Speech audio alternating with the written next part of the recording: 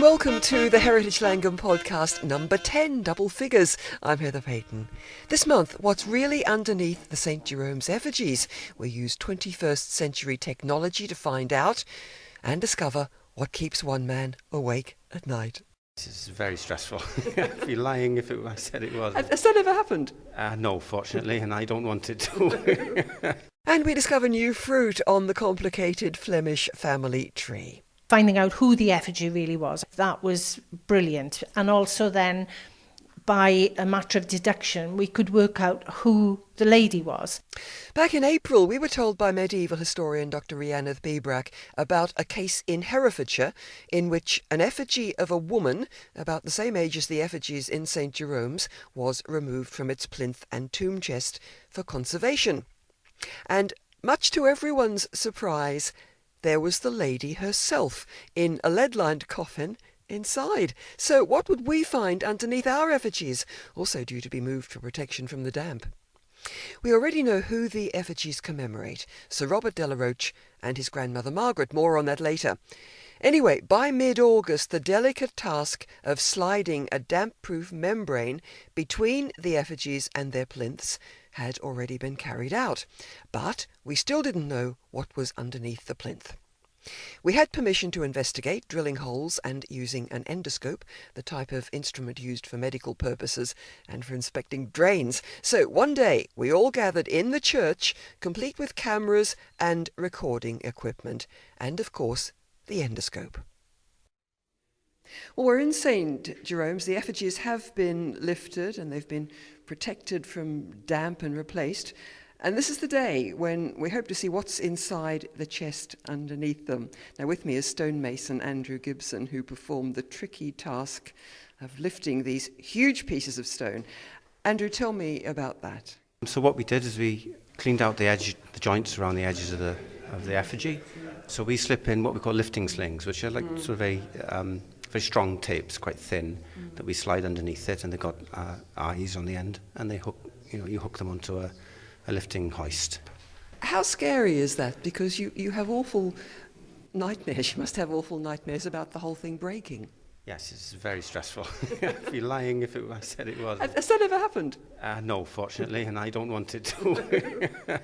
No. How much do you think they weigh? I would think our friend on the right is probably getting on for about 200 kilos. So and that's the male? Yes, yeah, that's right. And okay, so you lift them. How far up do you lift them? Initially, we just lift them between half an inch to an inch so that we can get some wood chocks, some skids that we can slide underneath the effigies so we can reposition our lifting slings in a better position, because it's about weight distribution and putting excess strain and stress on the stone so it doesn't break. Yeah. And what do you do then? So then we winched him as far, basically as high as we could possibly lift him, in order to fit the lead underneath and lay the lead flat, and then we lowered him back down into place then.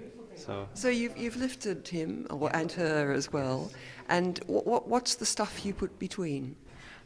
Well, the grounds underneath where the lead sits was a little bit sort of broken up and very loose.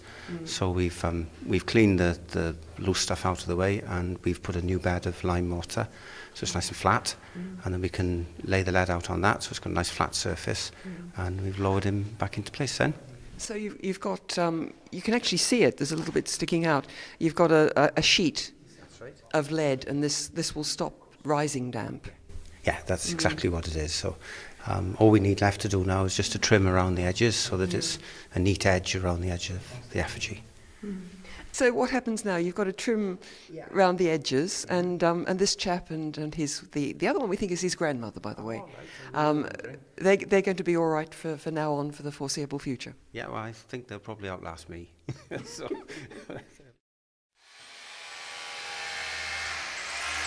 Well, the drill is going in now, and the endoscope will go through that.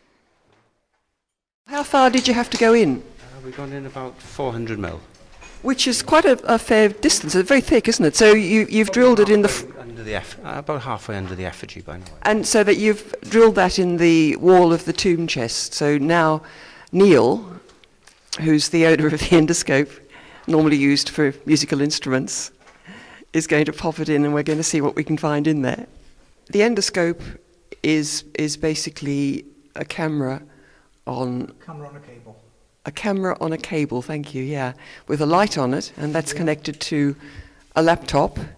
Yeah, and on the laptop you can see the screen. The biggest problem with it is knowing which way is up. That's once it's inside the tomb chest. Even when it's out of the tomb chest.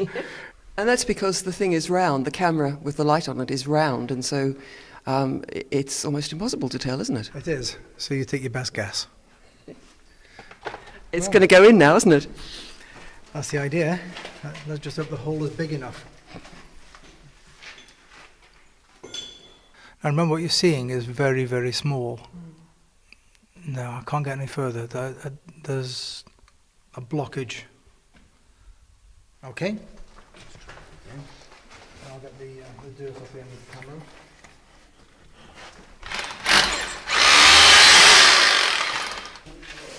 So we've opened the hole a bit with the drill bit again, so having another go. Yeah, that was mainly to try and clear some of the debris. You can see the hole a bit more clearly now. And there's a cavity. So that's loose rubble.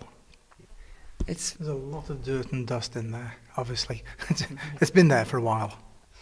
So we might be looking at 600-year-old dirt and dust. I think that's exactly what we're looking at. Right, there's no sign of anything else except rubble in this hole.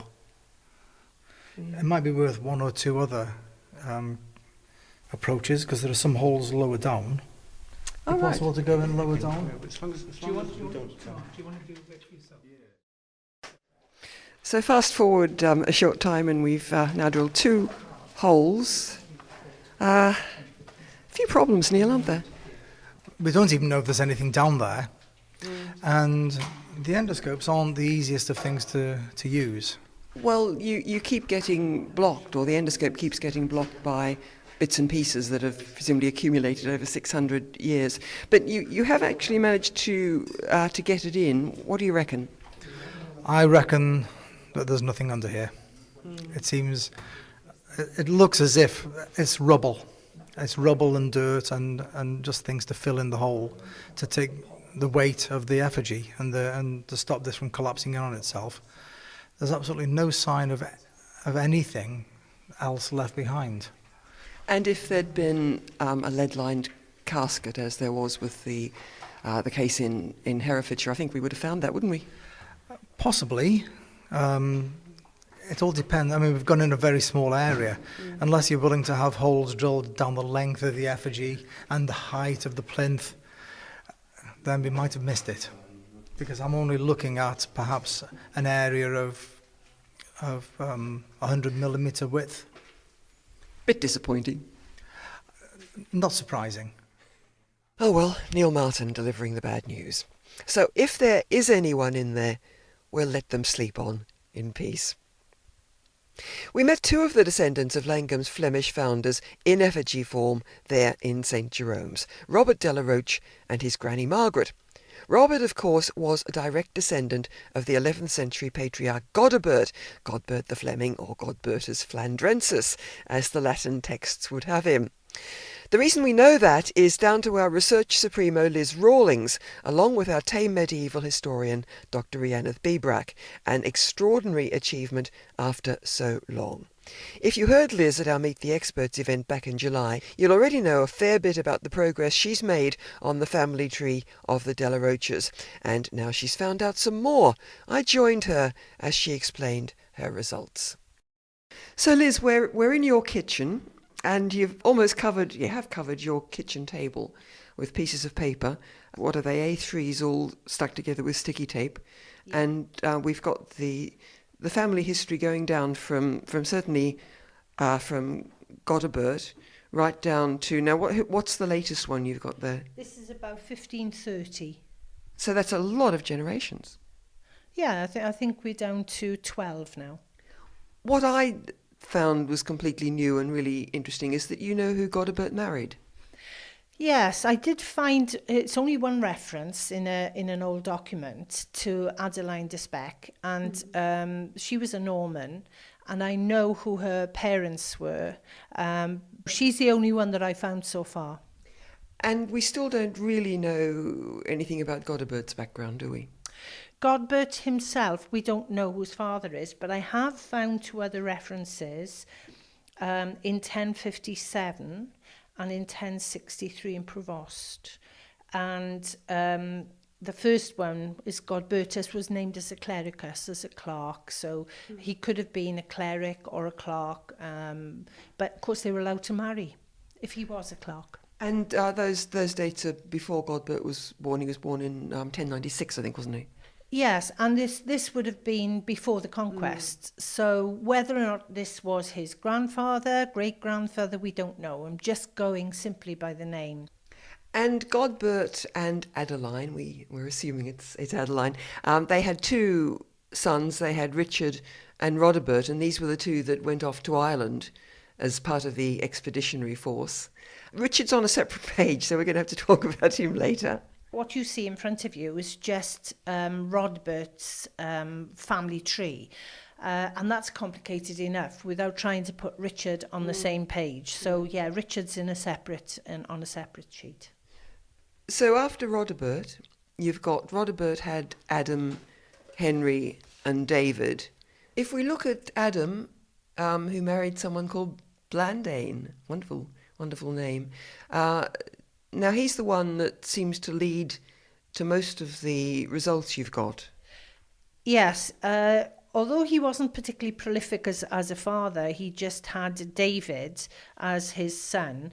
Then that trail comes actually down through to the Pembrokeshire side quite clearly, and his line comes down through Sir David de la Roche, who marries Lady Joanna. Yes. And then, obviously, their son is Robert, who is the effigy we have in the church. Okay, so let's look at him and what happened to him. Okay, there he is. He's Robert, and he's got what are the blue crosses alongside him? Just so that I remember which Robert is the effigy, because this is quite complicated and confusing, as you can see. Yeah. He had John, who married Isabella. He married into quite a wealthy family, so yes, he moved away, and he set up another estate actually. The one I'm particularly interested in is Sir Roger de Clarendon, and the reason for that is that he figures very largely in the tapestry, and we've actually got one of the images of him being hanged, which is pretty horrible because he'd got on the wrong side of the king and got things totally wrong.